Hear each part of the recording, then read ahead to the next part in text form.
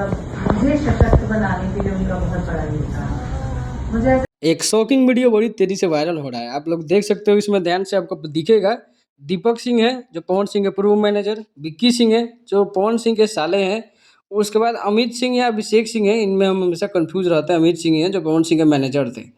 और ये जो लोग हैं कुछ दिनों से पवन सिंह के साथ दिखाई नहीं दे रहे हैं और अक्षरा सिंह के साथ दिखाई दे रही हैं, जिसके बाद इस वीडियो के वायरल होने के बाद थोड़ा सा तो तहलका मच ही गया है।